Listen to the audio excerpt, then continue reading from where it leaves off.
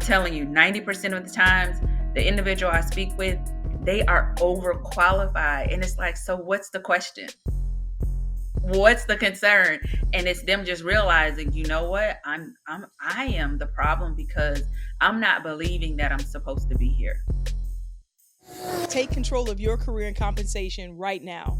It's your 5-minute career hack. Welcome back for an opportunity to gain exposure through others and education. If you are looking to pivot in your confidence, career, or company, I promise today's guest will share more hacks and nuggets that will directly help you. Grab your notepad or open up your notes on your phone so you will want to take notes on this episode. Before we dive in, if you haven't already hit that subscribe button, you can do so right now and be the first to know when we have new episodes available. And as we commit every week, no fluff, all action, Jessica Rich is just that. For over 16 years, she's flourished in corporate America, successfully navigating and taking others along with her. She has held roles in a Fortune 39 company. Jessica is a published author and the proud owner of a health and wellness company.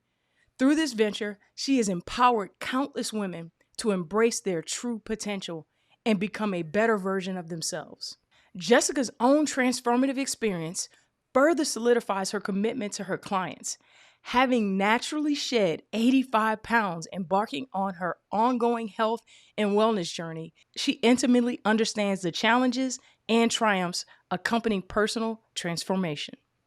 And she is here with us to share with the audience today. Welcome to the podcast, Jessica. How are you doing today? I'm doing well. Thank you so much for having me. Thank you for joining us. So, to get started, in the intro, there are so many things about your background that stood out to me. So, tell us a little bit about your journey, Jessica. Yeah, so you captured a lot, but as you said, I've been with my company for 16 years, and I really started my junior year in college. Didn't anticipate that I would be here this long, right? Most times you think you're just getting a job to bring in some additional income, and I had an opportunity to not only grow with the company, but develop within leadership, where I actually was promoted twice within 12 months. So my passion for helping people naturally just led me to multiple opportunities. I'll share. I work for State Farm Insurance on the corporate side, so it's the insurance industry. But as a leader, I've had an opportunity just to connect with so many people who want to either develop in their current role or they want to go on to promotions. And that's something that I found early on that I was very good at. From that, it helped me create my personal business, which is a health and wellness company, which is Getting Finer LLC, and also Jessica Rich Coaching, where I coach women how to, develop their leadership skills as well as just everyday life coaching, where they just need someone to talk to in this thing called life. That is awesome. Congratulations on what you've done thus far. The work you're doing in corporate America, I know, is valuable in and of itself. So, the things that you guys do at State Farm, obviously, it's when we're in trouble, we need you. So, that's often. So, I know we don't always celebrate insurance, right? But when you need it, right? So, I appreciate what you're doing there. And then the way you've been able to do your own thing on the side is awesome. So, that's a testament to a lot of people listening. Oftentimes we don't think that we can do that when we're working for someone else, and it's possible. Yeah. Jessica is a testament to the fact that that's possible. So congratulations in everything you're doing. The first question I have to ask is because I've been on my own healthy lifestyle journey since 2018. I'm also a former athlete. So, I've been in great shape before. However, I went through some things. I got divorced. I was transitioning between jobs. I was opening up several new locations in retail for a company that I was working for at the time. I had a lot going on, and I picked up a good bit of weight, and I was approaching my 40s, and the weight just wasn't coming off the way it would normally come off. I'm used to being able to cut 5 pounds, 10 pounds, 15 pounds here if I need to, when I want to, just wake up and, it's off. Not anymore. So that changed. And so I had to get on a healthy lifestyle journey, which also included me just being focused on not just the physical part, but everything. So I'd love to hear a little bit about that process and what that was like and what led you to it. So tell us about that, Jessica. So I was not the athlete. My siblings were the athletes growing up. So when I started my journey, it really was I was tired of being overweight. I had been overweight for most of my life. When I think about my childhood, I do think when my parents divorced, that was one of the things that kind of offset it, and it just continued Mhm. throughout my adulthood. But I made the decision after, I was working a job, I'll be honest, and someone kind of noticed I had picked up weight, and they indirectly asked me if I was still boxing, which was a sign that clearly I was not still boxing. And I didn't take that as an offense. I took Right. that as like, you know what, that you wanted to start this journey. So let's do it. So I did start changing the way I was eating. I started working out, and that was in 2011. And then in 2014, I decided to get a personal trainer, which I had a personal trainer for 2 years who really, really, well, actually three, that they really, really helped me with lifting. A lot of what I was doing with cardio, and what I learned is cardio wasn't where I was shedding. It was when I started lifting, when I really, really started shedding. Imagine a world where recruiters come knocking at your virtual door, eager to hire you for your dream job. This can be you with 5 Minute Career Hacks exclusive LinkedIn hacking package. Over 90% of recruiters rely on this platform to make hiring decisions. And guess what else? 75% of people hired last year were discovered right here on LinkedIn. But we get it. You're busy, overwhelmed, and just struggling to find the time to optimize your profile. Let us do the work for you. For a limited time only, sign up today and we can help you break through your career on LinkedIn. But in 2017, I got into a car accident, and Mhm. that basically set me back quite a bit because my back has never been the same. Wow. So for me, it's an ongoing challenge, it's an ongoing journey, which I share with my clients. Like, you're never going to be perfect. You're going to have those moments where a cheat meal turns into a cheat week and then a cheat month. But you know what? Don't beat yourself up too much. Give yourself some grace and keep having that mindset like you have a goal and you want to accomplish it, but it has to be a lifetime goal because weight fluctuates, right? One week your temp is down 10 pounds, and next week you're like, how to gain 10 pounds over the weekend.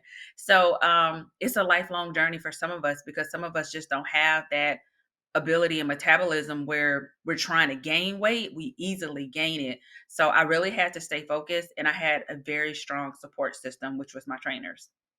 That is awesome. And you said so many important things there is a cheat like the cheat meal turning into a cheat week. That is a good one. And I think to your point, we're 100% aligned. It should be a lifestyle, a holistic approach. I think you also share that as well with us in common as far as how we believe it's a lifestyle. And I Yeah. think I got to a certain point as you mentioned that I was thinking about like what made me turn it into a lifestyle. And it was primarily the fact that I said, fast forward, Jamila, if God blesses you to live to 80, 90 years old, what do you want to be doing? Right. And I said, well, number one, I still want to be able to get around. I still want to be able to travel. I still want to be able to get in on and off the plane. If I want to climb the Great Wall of China, climb the Great Wall of China. Okay. So how are you going to be able to do that 40 years from now? So, what does that need to look like today in order to get there? And I realized that it wasn't just, like you said, cardio to lose the weight, right? I needed to make sure that number one, I don't lose bone density. And two, I'm building muscle mass in order to be able to sustain me out into my 80s so that I can enjoy life. If, provided God gets me there and I'm healthy and I'm able to do it. So it's lifestyle. And then obviously what I'm taking in mentally, physically, spiritually, financially, everything. I wanted to approach the entire thing. And I think that's to your point. The only way you can do that though is if you're not beating yourself up for the mistakes that you're naturally going to make along the way. We all do, right? So I'd love for you to talk a little bit more about that and how you're coaching people through that. I know you kind of said, hey, don't beat yourself up, but I know that's what we do as human beings, especially women, right? For all the women listening and the hormonal changes and everything that you're going to go through, you're not alone. All of us do. There's no such thing as not. But share a little bit about how you're coaching people on that. You hit on a lot when you talk about it's being financially, spiritually, emotionally. One thing that, although I do leadership development coaching and life coaching, it's all in one. because my focus is to help women become a better version of themselves mentally, physically, emotionally, and spiritually. Mhm. And even though you may not be at your desired weight, we know physically when we're our best selves, right? The weight doesn't matter necessarily. Like, are you doing are you feeding your body the way you should? Are you taking those walks? Self care is a huge part of my coaching because I believe wherever we are in our life, we have to take care of ourselves. How can we pour from an empty cup? So I always focus on self care. I focus on self love and also healing. And even if you are not doing all three of those things, you have to start with one. Because if you're not allowing that along your journey, even if we're doing just leadership development coaching, I always talk about work life balance. What are you doing to pour into yourself? How are you taking care of yourself? Because how are you going to give to your people if you're not giving to yourself? And that's something I practice in corporate America. So it is something that I actually am an accountability partner for them. We set small goals like, okay, how can you implement self care? What can you do for yourself? Even if it's 10 to 15 minutes, it's creating that habit and that routine. And then from there, you can build on it. So that could be your journaling, your affirmations, it can be working out, Mm. finding like quick things to do, walks, taking breaks. A lot of that is my practice because it's helped me be successful over the last 3 years when it went from me just being a corporate leader to actually building a business and clients. And I've seen it be successful in my own life. Oh, that's incredible. I hope you guys are taking notes because Jessica, while it may seem, simple because you're living it out, it's not, right? It can be tough. And I think the thing I kept hearing you say was one thing, not everything. Small steps, right? Yeah. I think that's so important too. I think a lot of times people will jump on fads, they'll jump on these diets, and it's like quick, quick, quick, quick, and that will not sustain you. It really doesn't work. I was listening to some of your content on YouTube and you talked about New Year's resolutions. And I thought that Mm, was so important as well because most of them, I believe the national quit day on your resolution, I believe is like the 18th or the 23rd of January is when most people quit on their New Year's wow. resolution. I can't remember the exact, it's somewhere between the 18th and the 23rd, I believe. And if that's not saying everybody. I'm sure there's a 1 percentile or a bell curve that says, these 20% people don't. But for the majority, they're quitting. So that small, manageable plus accountability, which was key that she said there, right? I think that's so important. And if you're watching this and you want to rewind and take some notes, what she just shared, even though it seemed pretty simple, if you start thinking about your current habits, what you're currently also trying to do, are you overloading yourself? That would be the question. Is it something that you can actually work into your lifestyle, like you brush your teeth every morning? And if it's not, how do you revisit that to build towards that versus saying, this is what I'm going to do right now? So I thought that was incredible. And thank you for sharing. You mentioned at the top of the podcast that you believe what possibly triggered the unhealthy lifestyle for you was when your parents got a divorce. So, what would you go back and tell your younger self, right? Now that you have all this perspective, all this wisdom, all this knowledge, and you're sharing with other people, what would you tell Jessica, right, that the audience would benefit from? What would you tell your younger self? That's a great question. I actually love this question. If I had one thing to tell younger Jessica, it would be not to take things so seriously. I felt like I grew up much quicker than I should have, and I missed out on certain experiences in life, especially in college. I was so focused on Mhm. graduating that I didn't enjoy the normal college activities. Yeah, I feel like we're living the same life. I played basketball too, so that took a lot of time off of my plate as well. But I didn't enjoy enough of that experience, and so I find myself. I also coach basketball now at the high school level. I find myself telling the kids like, "Yeah, you should enjoy it. Go to the homecoming. Go to that party. We can do some drills later. Like, make sure you're enjoying this moment." And those that have gone on and are now in college, it's the same advice, right? My niece just started her undergraduate degree, and another good friend of mine, her daughter just started. And my advice is turn up, right? Be safe, but turn up and enjoy that experience because you never get it back. And as you know, responsibility comes not soon after, if not while you're in college, not soon after. that, and you never get that level of freedom where you're kind of still in a little bit of an incubator, as I like to call it in college. So I think that's incredible advice, not to take everything so seriously. There's time, right? So you can still be focused on your goals, but there's time. There's Right. absolutely time. So tell me some of the common themes that you're currently coaching on, whether that's on the leadership or the healthy lifestyle. What are some of the common themes that you're hearing from people? Work-life balance is huge, and that's across multiple industries. I don't have children, but Mhm. some of my clients who have children and who don't have children are trying to find that balance of work and when to cut it off. Or, sometimes it's self doubt. They're trying to prove themselves so much that they're overworking. So, trying to find that balance of let's set some healthy boundaries. I believe in personal and professional boundaries and how they can implement that and take care of themselves. And also, take their PTO. That's one thing that I see a lot. Confidence is huge. I am in corporate America, and sometimes people are like, I don't know if I can, coach with you because I'm not in corporate America. And that's not the case at all. Some of my clients are not in the corporate arena, and even coaching them and corporate America individuals, confidence is huge. And when I mean confidence, it's that confidence to take the next step. Maybe they want to write a book. Maybe they want Mm, to, start a business. Maybe they want to go for a promotion or a different opportunity, but it's that internal chatter that holds them back. And we have to dig deep. Like, why are you doubting yourself? What's making you think you're not ready or you're not qualified? And I tell you this, over 90% of the time, they're overqualified. And it's mm. just that they don't have the confidence to move forward. So that's one thing that's huge. And then something that has come about over the last year and a half is actually fertility preservation. So I froze Wow. my eggs last January, and I have a lot of women who have been career driven or just, haven't met a partner or not sure where to go because, they're either single or they're married and they're focused on their careers and they don't know what to do when it comes to fertility preservation. So that has picked up for me quite a bit too, where people just need support or have questions about that process and trying to identify what's best for them.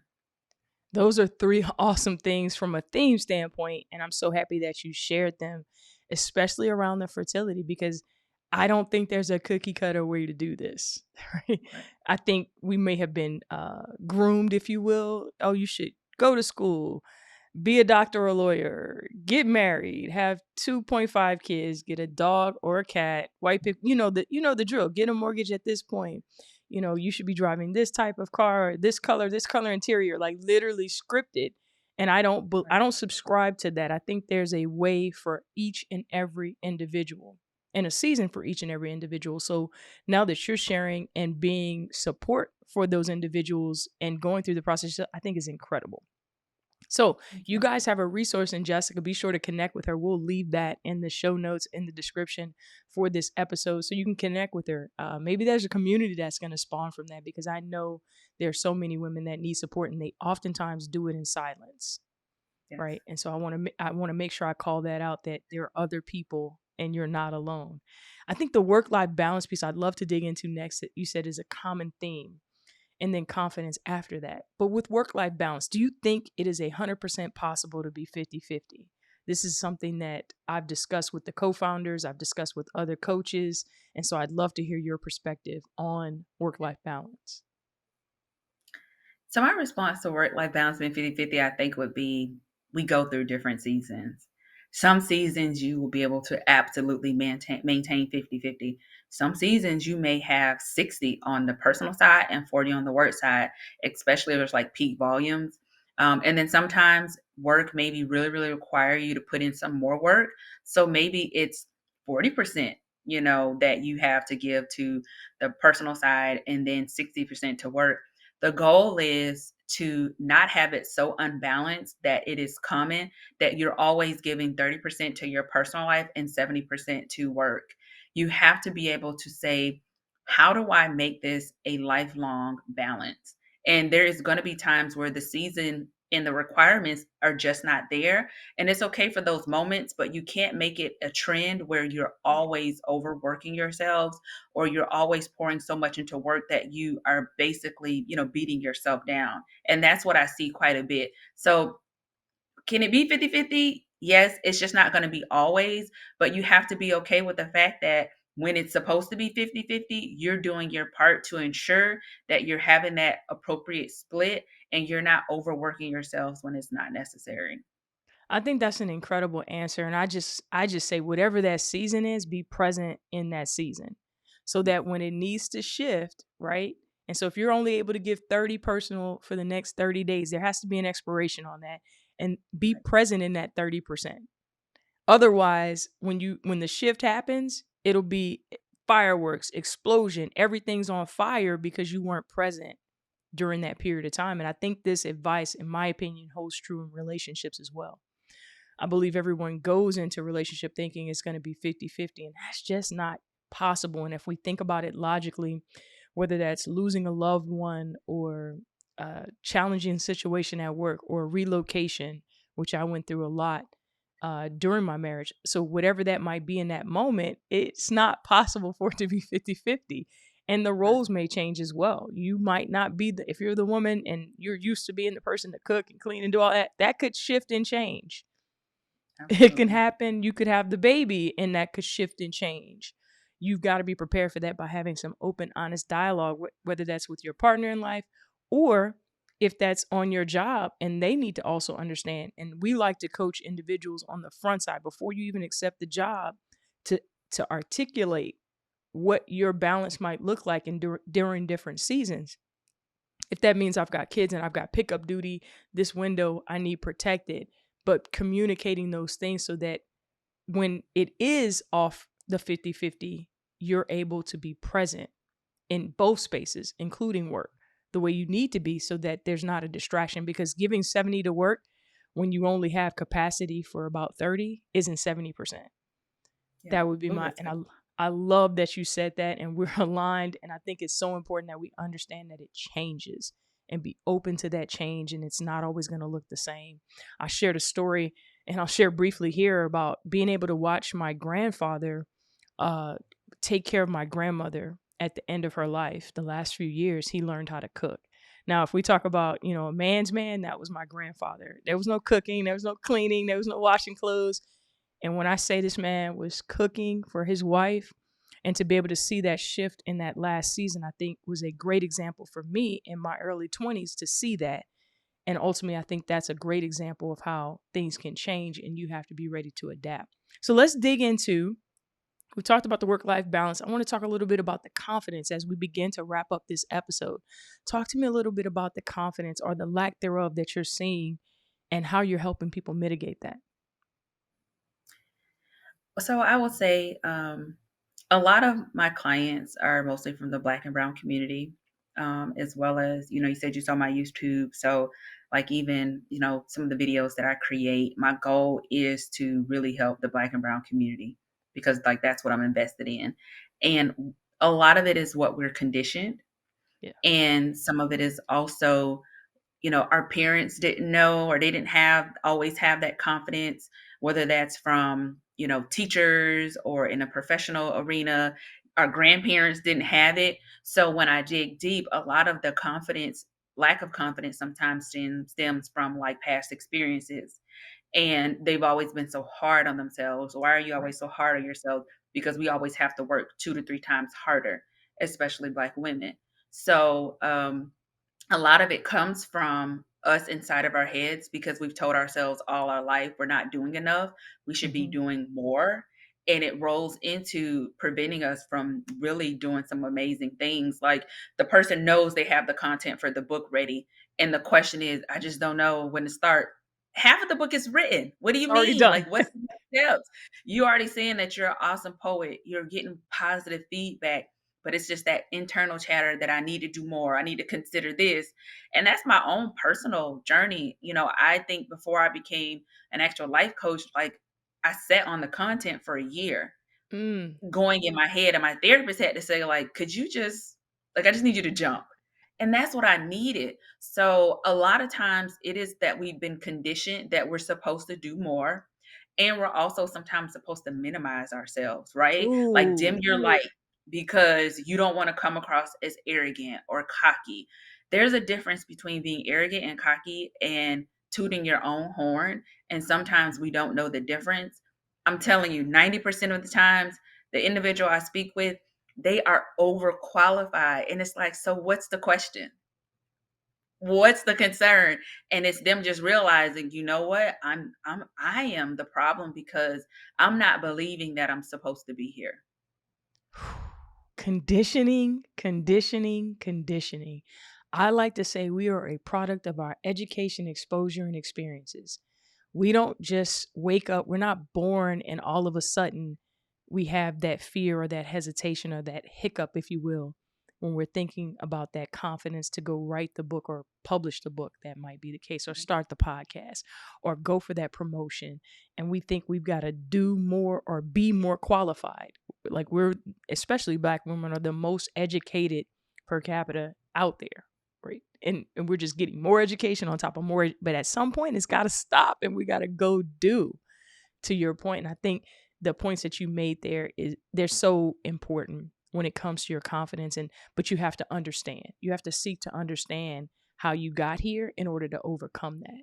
And I think that's what you shared in some of the examples that you gave about our parents, our grandparents, and teachers, coaches, whatever that may be, that may be still holding us back. And until you reach back and figure out that that's the thing that's holding you back, you may still struggle. You may eventually get the book out, but then it'll be the second book that'll be, man, I don't know if I can do it again. And so until you go back and dig, it's going to be a challenge. It's going to be a struggle. Jessica, you've shared so much with our audience today. And I could keep you on here probably for another half an hour. We could just talk about confidence probably for another half hour to an hour. But I want you to leave our audience with your final 5 words that either are your mantra, your affirmation, or that may help them, whichever you decide. What are your final 5 words for the audience? Okay. If I had to leave the audience with 5 words, I would say, don't be afraid to evolve. Wow. And I hope that's 5. Let's see. Don't be afraid to evolve. Hey, it works for me because don't is a contraction. So we'll call that one word. I love it. Don't be afraid to evolve. Don't be afraid. We talked, a common theme in our podcast today was change, understanding where you've come from, what you've been through, how it may be impacting you now, but go for it, right? Go for whatever that is. If you've got the seed planted, it's in your mind, you thought of it, it's there, it's possible. I love those final 5 words. Jessica, it's been absolutely incredible to have you on the podcast today. Thank you so much for joining us. You could have been doing anything else, but you chose to share. You chose to give from your abundance. And I call it abundance, even though it's probably been challenging to get to this space. It's come with counseling. It's come with the healthy lifestyle journey, but it's still abundance. Your journey is abundance. And so I wanted to speak that life into you today. And I hope you guys leave comments for Jessica, connect with her, and share with her how you were impacted by this episode. And I thank you so much for sharing with the audience, because I think you've changed some lives today. So thank you, Jessica, for joining us. Thank you so much for having me. Thank you. And until next time, I love you. Now, the 5-minute career hack, we call this hacking. Look at you. You just did it. And you don't have to stop here. Take one step every week and ensure that you are pouring into you and getting closer to your career goals. Yep, you see that button down there? Hit subscribe, but don't stop there, because you know what they say, sharing is caring. So take 5 and we'll see you next week.